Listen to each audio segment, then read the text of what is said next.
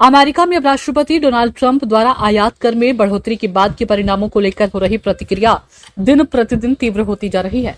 एक तरफ अमेरिकी राजनेताओं ने जहां ट्रंप के खिलाफ बोलना शुरू कर दिया है कि भारत से बड़ी मुश्किल से संबंध पटरी पर आए थे, किंतु अब एक तरफा कार्रवाई के कारण नई दिल्ली को मजबूरी में अमेरिका से संबंधों पर पुनर्विचार करने पर विवश होना पड़ रहा है।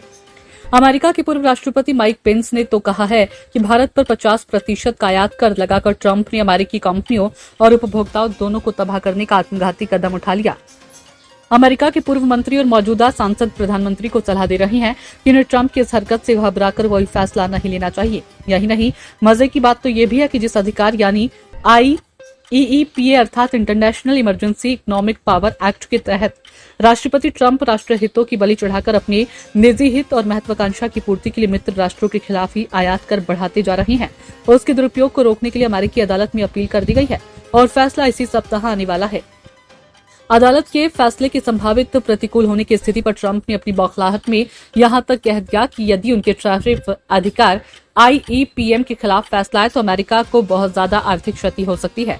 किंतु वास्तविकता तो यह है कि जो अमेरिकी राजनेता राष्ट्रपति ट्रंप को चेतावनी दे रहे हैं और भारत को ट्रंप के सामने न झुकने की सलाह दे रहे हैं, उनके लिए न भारत प्रिय है और न ही वे ट्रंप के दुश्मन हैं, बल्कि उनकी चिंता मात्र यह है कि बड़ी मुश्किल से भारत के साथ रणनीतिक साझेदारी बनी थी, किंतु अपनी सनक के वशीभूत ट्रंप एक बार फिर भारत को अमेरिका से दूर धकेल रही हैं। इन राजनेताओं को अपने अमेरिका की दूरगामी स्थायी हितों की चिंता सता रही है। दरअसल भारत अब ब्रिक्स देशों से मिलकर अमेरिका के डॉलर में व्यापार का विकल्प तैयार करने वाला है। ब्राजील पर भी ट्रंप ने 50% का ही टैरिफ लगाया, किंतु सबसे ज्यादा तो अमेरिका को इस बात का भय है कि रिक यानी रूस, भारत और चीन मिलकर यदि अमेरिका को चुनौती देंगे तो स्थिति पूरी तरह पलट जाएगी। इन तीनों देशों के मिलकर व्यापार करने से विश्व के 23% व्यापार पर कब्जा कर लेंगे, जबकि अमेरिका मात्र 9% पर सिमट जाएगा। इन तीन देशों के पास 40% विदेशी मुद्रा होगी, जबकि अमेरिका के पास मात्र 12%। जहां तक ब्रिक्स देशों के सामने अमेरिका की स्थिति का सवाल है तो 42% के सामने अमेरिका मात्र 4% है। असल में ट्रंप को लगा कि वह जैसे ही भारत को 50% टैरिफ की धौंस दिखाएंगे तो वह डरकर रूस से तेल लेना बंद कर देगा।